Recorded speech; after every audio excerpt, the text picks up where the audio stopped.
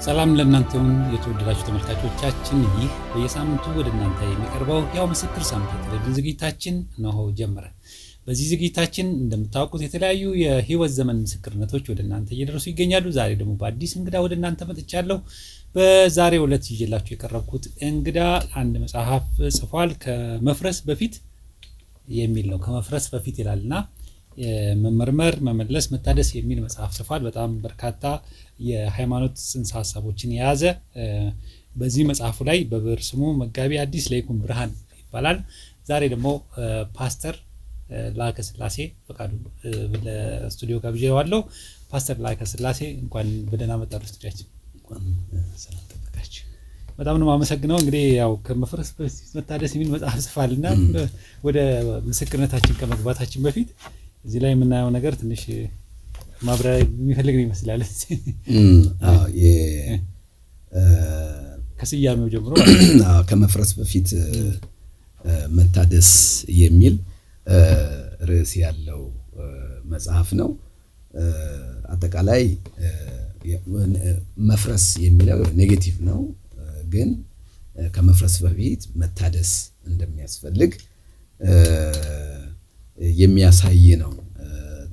በተለይ መንፈሳዊ ተቋማት መንፈሳዊ ይዘታቸውን ካልጠበቁ የተመሰረቱበትን የእግዚአብሔርን የዘላለምን ሐሳብ ጠብቀው እስከ መጨረሻ ካልቆሙ በስተቀር ተቋም ይፈርሳል።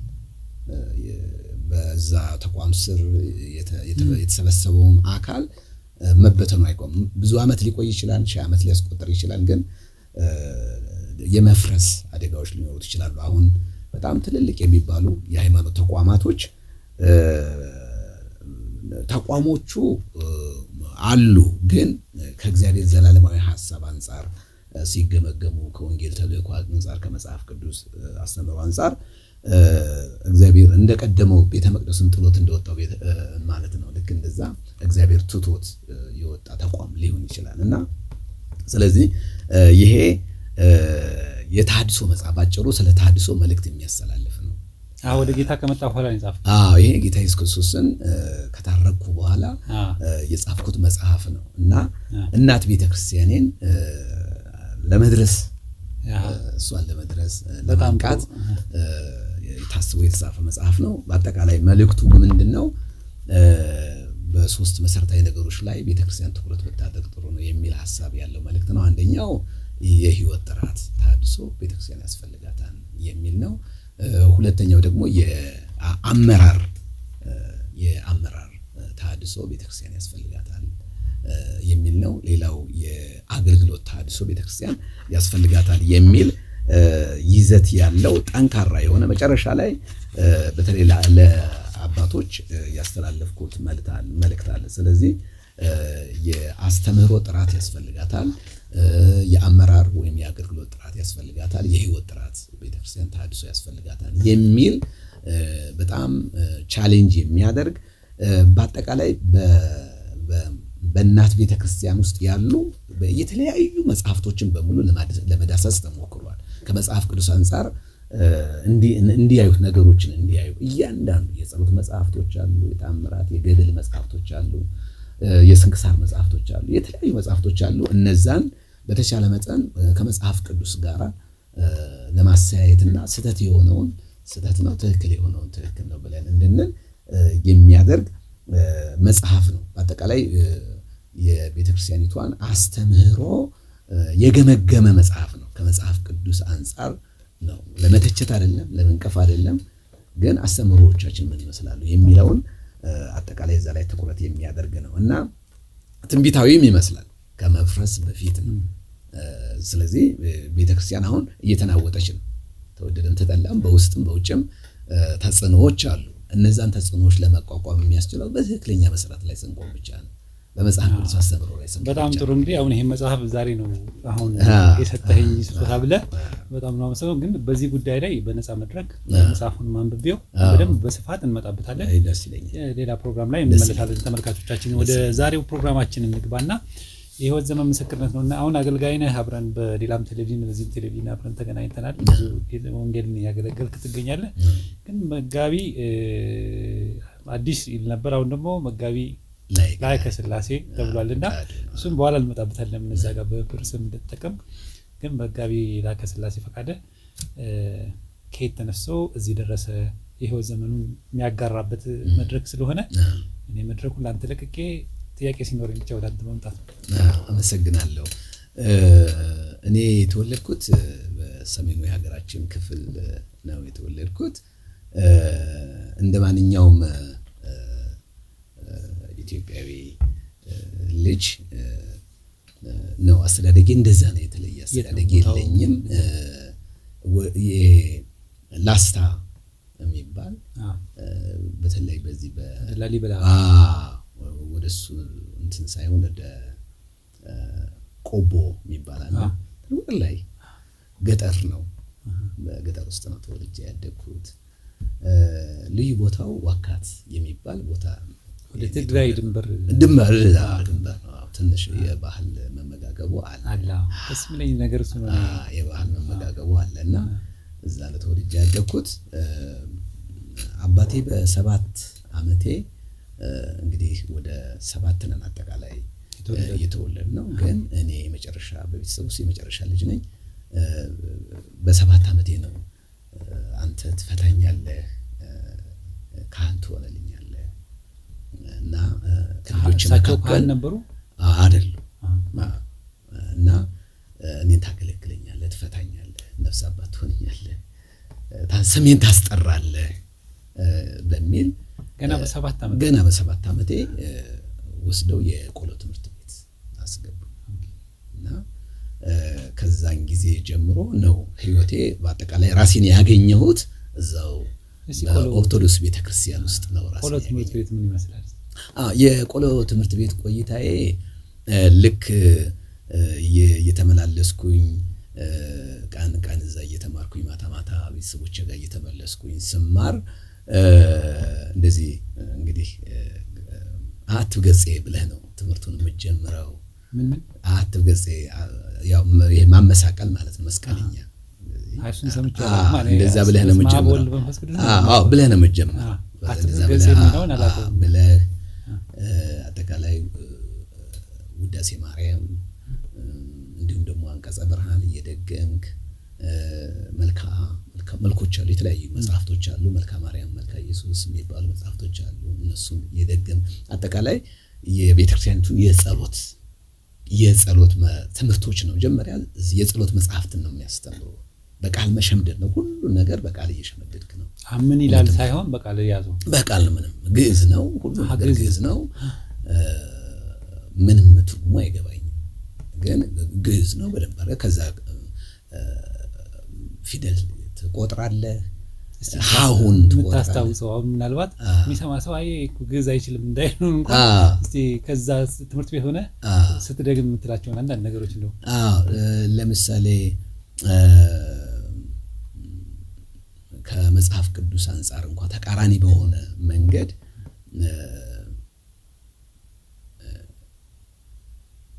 ለምሳሌ አሁን አቡነ ዘበሰማያት ብለህ የምትለው ነገር አለ አይደለም? አቡነ ዘበሰማያት ይትቀደስ ስምከ ትምጻእ መንግሥትከ ወይኩን ፈቃድከ በከመ በሰማይ ከማሁ በምድር ሲሳየነ ዘለለ ዕለትነ ሀበነ ዮም ህድግ ለነ አበሳነ ወጌጋየነ እያልክ አሁን ይሄ እንደው ሰዎቹ እንዲያውቁት ነው። ከሌላው መነሳት ይቻላል። አሁን ይሄ አባታችን ሆይ ብለን የምንለው ነገር ነው። አባታችን ሆይ በሰማያት የምትኖር ስምህ ይቀደስ ምናምን ብለን ከዚህ አይደለም እንትኑ ከአማርኛው አይደለም የምትጀምረው። ገብቶሃል? አቡነ ዘበሰማያት ይትቀደስ ስምከ ትምጻእ መንግሥትከ ወይኩን ፈቃድከ በከመ በሰማይ ከማሁ በምድር ሲሳየነ ዘለለ ዕለትነ ብለህ ከጸሎት ነው የሚጀመረው። ከዛ ውጭ ግን አሁን ይሄ እንደው ከመጽሐፍ ቅዱስ ፓርት ጋር አብሮ የሚሄድ ነገር ነው። ከዛ ውጭ አሁን ውዳሴ ማርያም የሚባለው ከመጽሐፍ ቅዱስ አስተምሮ ጋር ምንም የሚገናኝ ነገር የለውም። ማርያምን ማወደስ ስለሆነ መልካ ማርያም፣ መልካ ኢየሱስ እንደዚህ ምናልባት መልካ ኢየሱስ ከጌታችን ከመድኃኒታችን ከኢየሱስ ክርስቶስ ጋር የሚገናኝ ነገር ነውና መልክ ማለት በራሱ ከዚህ ከፀጉር ጀምሮ እስከ ታች ከእግር ጥፍራችን የውስጥ አካላታቸውን በሙሉ የሚያወድስ ነው። ለአይንቲከ ለአይንህ ለአይዛኒከ ለአፉከ ምናምን እያልክ እያንዳንዱን የአካል ክፍል እያነሳ አሁን ለምሳሌ መልካ ሚካኤል የሚባል አሁን ሚካኤል መንፈስ ነው። እንደዚህ እኛ እንደምናየው አይን እንደምናየው የምንሰማው ጆሮ ተፈጥሯዊ ነገር የሚዳሰስ ነገር የለውም። ግን አይን እንዳለው ጆሮ እንዳለው እንደዚህ የሚዳሰስ ለልብህ፣ ለአፍህ፣ ለሆድህ፣ ለእግሮችህ፣ ለክንፎችህ፣ ለሁሉ ነገሩ አካል እየሰጡ የሚመሰገን ምስጋና ነው እና ከዛ ትጀምራለህ። እንደዛ እያልክ ወደ ዳዊት መድገም ትጀምራለህ። ዳዊቱን የ7 ቀን አለ መዝሙረ ዳዊትን በግዕዝ ነው የምትለው። ሁሉን ነገር በግዕዝ ትላለህ። በነገራችን ላይ ዳዊት መድገም ሲባል ቢሆን መጽሐፍ ቅዱስ ላይ ያለውን መዝሙረ ዳዊት ብቻ ነው እንጂ ሌላ ነገር የለውም። ብቻ ነው በግዕዝ መሆኑ ብቻ ነው። እሱን ትማራለህ። ግን ወደ እኔ ታሪክ ስመጣለህ አብረውኝ ይማሩ የነበሩ ልጆች የዛው አካባቢ ልጆች አልነበሩም። ከተለያየ ቦታ የመጡ ልጆች ነበሩ። እሱ ልጠይቅህ ነበርኩ። ማታ ወደ ቤት እመለሳለሁ እና ቆሎ ተማሪ ከቤት ወጥቶ አይደለ ወይ? እሱን ልነግርህ ፈልጌ ነው። እና እዛ ቦታ ላይ እያለን ጓደኞቼ ከሌላ ቦታ ነው እና ከትግራይ የሚመጡ አሉ፣ ከተለያየ ራቅ ካሉ ዞኖች አካባቢዎች ምናምን ነው የሚመጡት እና ግራ ይገባኝ ነበር። ለምንድን ነው እናንተ ቤተሰቦቻችሁን ጥላችሁ የምትመጡት ምናምን ብዬ እል ነበር። እና አብዛኛዎቹ የቆሎ ተማሪዎች በተስሟ ለማርያም ስለመብርሃን እያሉ እየለመኑ ነው ትምህርቱን የሚማሩት። እና ጥያቄ ስጠይቅ ከእናት አባት ጋር ሆነ የምትማር ከሆነ ትምህርት አይገባም የሚል፣ ስለዚህ ሙሉ ጊዜህን ለዛ ነገር ለትምህርቱ ሙሉ ጊዜህን ስለዚህ ያሰሩሃል ብቻ ሳይሆን የእናት አባቱን እንጀራ እየበላ መንፈሳዊ ትምህርት አይገባውም የሚል ድምዳሜ ነው ያለው። ስለዚህ በጓደኞቼ ሳልወድ በጓደኞቼ ተገፋፍቼ ከዛ ተነስቼ ወደ ጎንደር መሄድ ነበረብኝ። ለመራቅ ቤተሰብ ለመራቅ ትምህርቴን በጥሩ ሁኔታ ለመማር መሄድ ነበረብኝ። በዛ በጎንደር የድቁናውን ትምህርት አሁን ጎንደር ስትሄድ የምታውቀው ቦታ ነው? ምንም የማውቀው ትምህርት ቤት የት አካባቢ እንዳለ መረጃው አለ። ለምሳሌ የቅኔ መምህር የት እንደሚገኝ፣ የዜማ መምህር የት እንደሚገኝ፣ የአቋቋም መምህር የት እንደሚገኝ ተማሪው መረጃው አለ። አሁን ቤተሰቦችም ሂድ ብለው ለቀቁ? እንትን ስል እውነት ለመናገር ያ ጊዜ ቤተሰቦችን የተለየሁበት ጊዜ ልብ ሰባሪ ጊዜ ነበር። እናቴን በጣም ስለያት ልጅ ስለነበርኩኝ እድሜ ወደ 10 ምናምን ሆኖ ከፍ ብሏል። አብዛኛው ትምህርቴን እየተማርኩ የቆየሁት በዛ ያው ትንሽም ቢሆን እዛው ከቤተሰቤ ጋር ነበር። ግን ትንሽ እንደው ራሴን ማወቅ ምናምን ስጀምር ከቤተሰቤ መለየት አለብኝ መንፈሳዊ ነገር እንዲገባኝ እና ያልሆነ በቃ የጽድቅ ጥማት ውስጥ የገባ እግዚአብሔርን የመፈለግ ነገር ሁሉ ጊዜ የምገኘው እዛው ቤተክርስቲያን ውስጥ ነው። ቅዳሴ አካባቢ መገኘት ነው ሁሉ ነገርና እንትን መምህራችንን አጅበን ነው የምንሄደው እና ቀን አለው እሳቸው ለምሳሌ እንደሳቸው አስተማሪ ለመሆን እንደሳቸው ቅዳሴ ለመቀደስ እንደሳቸው አስተማሪ ለመሆን በጣም ደግሞም ይከበራሉ። የአገልጋይ ይከበራል፣ ምዕመኑ ያከብራል። በጣም ነው የሚያከብራቸው እና አንድ የቅኔ መምህር ወይም ደግሞ የዜማ መምህር በዛ ሰፈር እያለፈ ቁጭ ብሎ የሚያይ ሰው የለም። ሁሉም ከመቀመጫው ተነስቶ ነው የሚያስተናግዳቸው። ወደ ቤታቸውም ይግቡም አይግቡም ሰው ያከብራቸዋል እና ያ ነገር ውስጤ የገባ እና አባቴ ደግሞ የሰጠኝ ተልእኮ ነበረ። ተልእኮ ምንድነው? ስታድግ ቄስ ትሆንልኛለህ፣ ትፈታኛለህ፣ ስሜን ታስጠራለህ። እግዚአብሔርን አይደለም እንግዲህ በገባው ነው እሱ ፍቄ እንደዛ ነው የሚለው። ለዛ ነው ያስገባኝ። እንግዲህ ከቤተሰቦቼ እንግዲህ በዛን ጊዜ የትምህርት ቤት የለም፣ የመንግስት ትምህርት ቤት የለም። እኔን የሚመስሉ ጓደኞቼ በሙሉ ገበሬ ነው የሚሆኑት። ኢቭን መኪና እያየሁ አይደለም ያደኩት እኔ። መኪና ምን ይሁን ሰው ይንዳው ምን ይንዳው ምን ነው ጭልም ያለ ጨለማ የመንግስት ትምህርት ቤት አናቅ የከተማ ሰው አናቅ እኔ ያው ከተማ ሰው አላቅም ነበር መኪናም መንገድ ምንም ሪሞት ነው የመጨረሻ ገጠር ነው ስንታመም እንኳን የምንታከምበት ሐኪም ቤት የለም የሚገርም ዛሬ እንኳን ያ ማህበረሰብ በዛ አይነት ሁኔታ ውስጥ ነው ያለው አብዛኛው ማህበረሰብ ኢትዮጵያ ውስጥ ነው የሚኖረው ግን በጣም ርቆ የሚኖር ማህበረሰብ ነው በባህላዊ መንገድ ነው ራሱ ህክምና የሚያደርገው ስንታመም ባህላዊ በሆነ መንገድ የሆነ ነገር ጤና አዳም ምናምን ነገር እያጠጡን ምናምን ነው የሚያሳድጉን እንጂ ህክምና እናቅም ከከተማ በጣም ርቃችሁ ነው ያላችሁ ማለት የስልጣኔው ነው ማለት ከቢያንስ እኮ ቺቆቦ የምትባለው ከተማ እኔ እስካለሁበት አካባቢ ድረስ ያለው እኮ ቢያንስ ወደ 150 ኪሎ ሜትር ቢሆን ነው ግን ያ አካባቢ ማህበረሰብ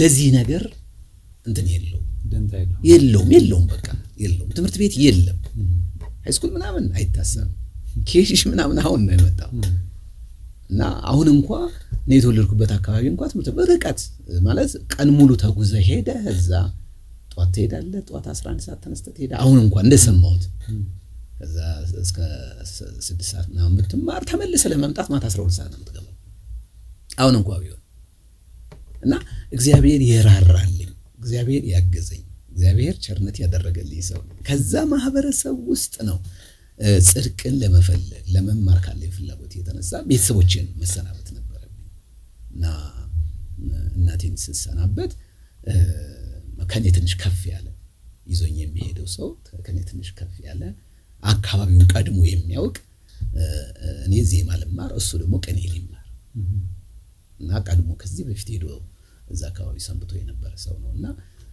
ከሱ ጋር ተነጋገርኩኝና ከሱ ጋር ተከትዬ መሄድ አለብኝ አልኩኝ እና ተነስቼ መሄድ ነበረብኝ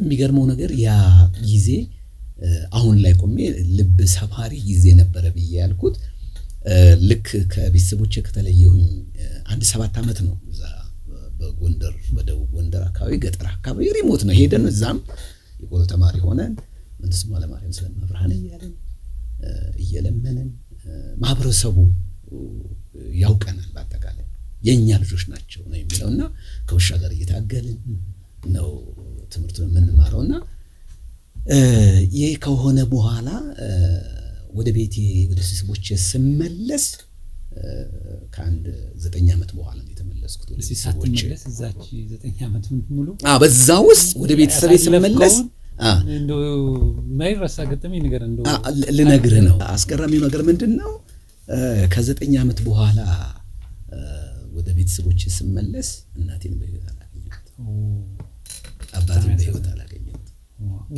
ሁለቱም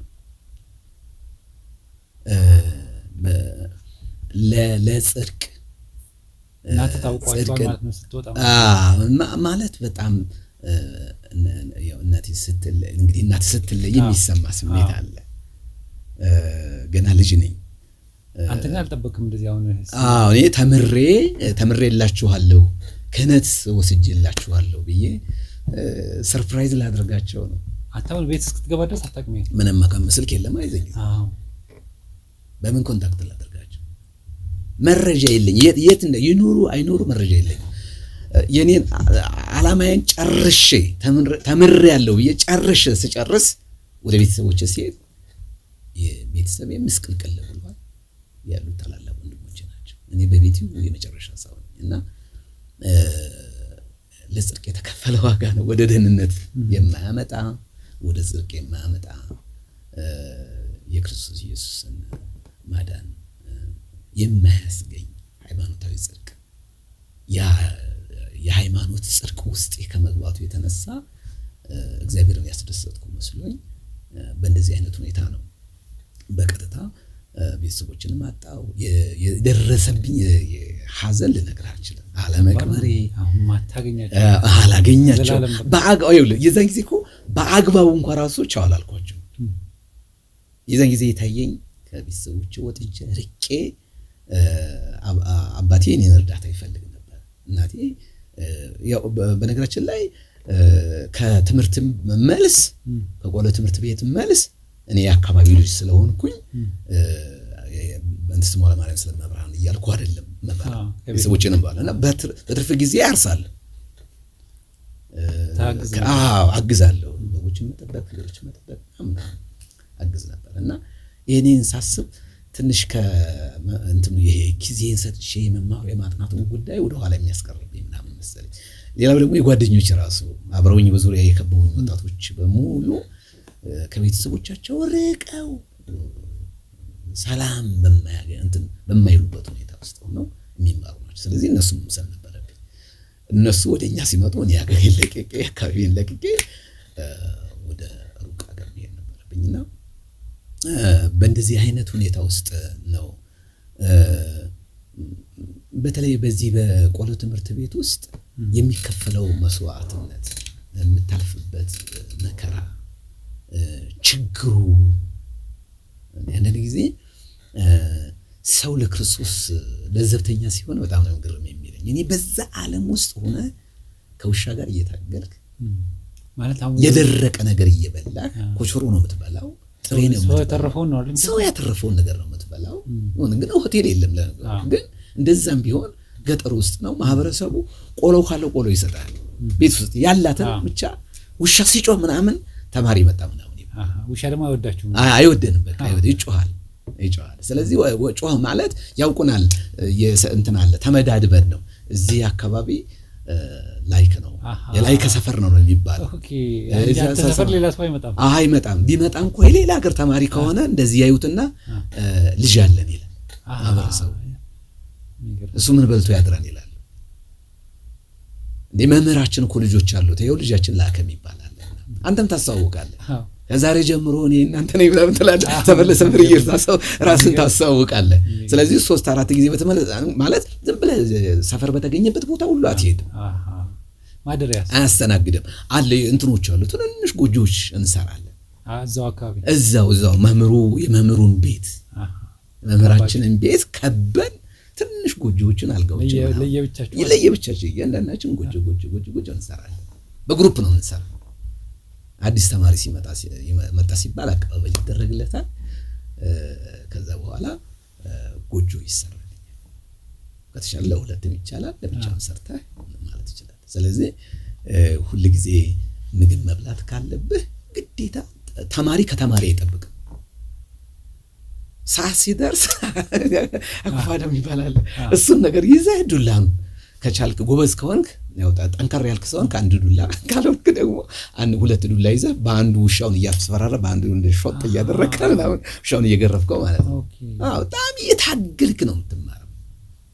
በጣም እየታገልክ በእንደዚህ አይነት መስዋዕትነት ውስጥ ነው ትምህርቱን የምትማረው። ምን ነበር አሁን እስቲ የምታስታውሰው? አሁን ዜማ ነው አልከኝ ማሪ መጣ። እኔ ወደዛ የሄድኩት የቅኔ ትምህርት ቤት ለመማር። ቅኔ ተምራለህ? ቅኔ ሲባል ምን ማለት ነው? ቅኔ ማለት ብዙ ጊዜ ቤተክርስቲያኗ የቅኔ የሚባል የትምህርት አይነት አላት። ማንኛውም ተማሪ ለምሳሌ አሁን በግዕዝ የተጻፉት መጽሐፍቶች ለመተርጎም ቅኔ መማር አለ። ምክንያቱም ቅኔ ማለት ግዕዝን ቋንቋውን መማር ጭምር ነው። እኛ የምናውቀው አሁን ቅኔ ትምህርት ቤት የተማርነው ነው ሰምና ወርቅ ምናምን አይደለም። በግዕዝ ሆኖ ጉባኤ ቃና የሚባል አለ መወድስ አለ የተለያዩ እንትኖች አሉት። ስለዚህ የቅኔ ትምህርት ቤት ገብተህ በደንብ አድርገህ ቅኔውን ካልተማርክ በስተቀር የቤተክርስቲያኒቱ ውስጥ የሚደረገውን ስርዓት አትረዳውም። ግዕዝ ስለሆነ ቅዳሴው በስርዓት ነው፣ በግዕዝ ነው፣ ጸሎቱ በግዕዝ ነው። አንድ ልብስ 5-6 ዓመት ሙሉ ልትለብስ ትችላለህ። አንድ ልብስ አይታጠብም? እያጠብክ ስታጠብ ራቁት ነው እያጠብክ አጥበህ እስኪ ደርቅ ድረስ እንደው አሁን ከቤተሰቦች ስለይ የዛን ጊዜ ቤተሰቦችን ተለይቼ ወደ ቆሎ ትምህርት ቤት ወደ ቦታ ሲሄድ 2 መቀየሪያዎች ብቻ ናቸው የነበሩ የዛን ጊዜ እና ያንን እየጠገን ደበሎም ይባላል እሱን እየሰፋህ ነው መተለበስ እየቀመልክ እያከክ ምናምን ሰው የበላውን እየበላ ከሰው የተረፈውን ነገር እየወሰደ ይህ ሁሉ በወቅቱ ጽድቅ ነበር የሚመስል። እኔ በጣም በዛ ጊዜ ይህን ሁሉ ስማር፣ ግዕዙን ስማር፣ ቅኔውን ስማር፣ ድጓውን ስማር እኔ በጣም ለእግዚአብሔር በጣም የቅርብ ሰው ይሆንኩ ይመስለኝ። እንደኔ መንፈሳዊ ሰው ያለ አይመስለኝ። በጣም የተማረ ሰው፣ በጣም የሚያውቅ ሰው፣ በጣም ለእግዚአብሔር የቀና ሰው ስለሚባል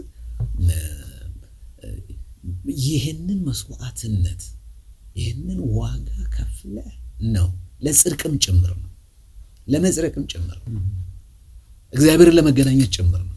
በዚህ ሁሉ መጽሐፍቶችን በአጠቃላይ እነዚህ ወጣቶቹ ወይም የቆሎ ተማሪዎች እንዲማሯቸው የተዘጋጁት ስርዓተ ትምህርቶች በሙሉ ኦርቶዶክሳዊ ናቸው። አብዛኛዎቹ ግን መጽሐፍ ቅዱሳዊ አይደሉም። በአሁኑ ብርሃን ሳይ ይሄ መንቀፍ አይደለም፣ መናገር ይቻላል። በዚህ በመጽሐፌም ላይ ገልጬዋለሁ። ከእነሱም ይላሉ አሁን ይሄ የኛ ትውፊታችን ነው፣ የኛ ትውፊት ነው። በቃ ከፈለግን እንደፈለግን የፈለግነው ለምን አናመልክም ነው። ያ ደግሞ ልክ አይደለም።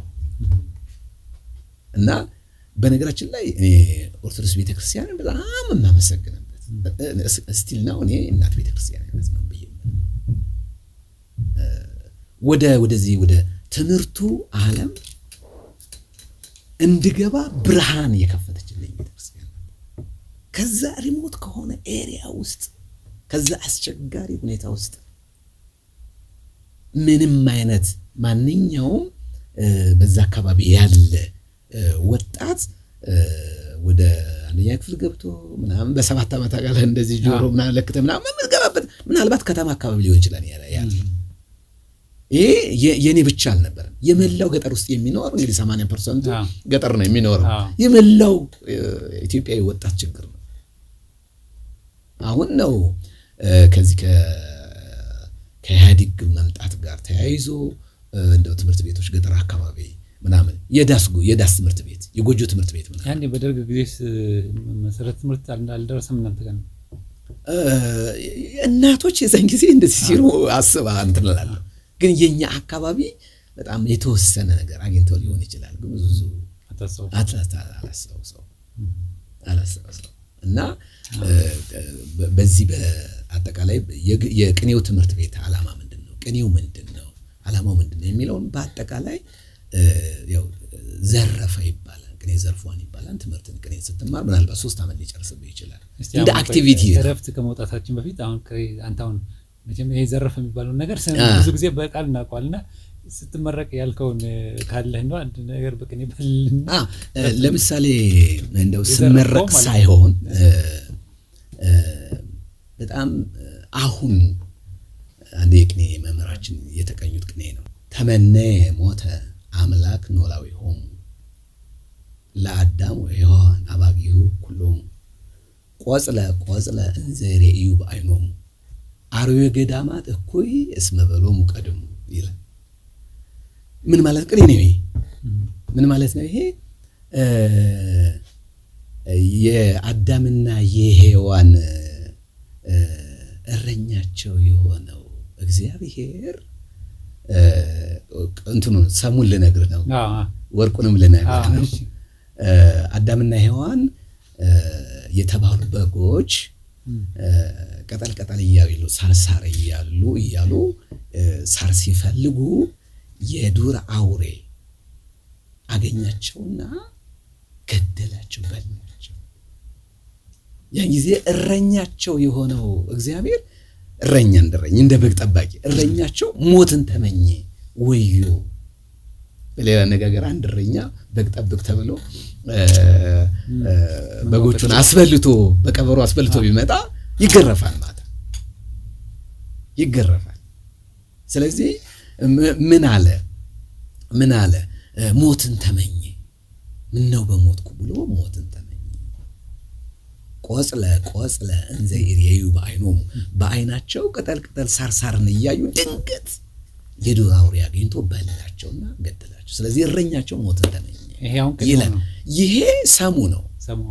ወርቁ ምንድነው? አዳምና ሔዋን በፍሬው ዛፍ አማካኝነት አይደለም ምን ያሉት የሳቱትና የጠፉት የዱር አውሬ የተባለው ሰይጣን ነው።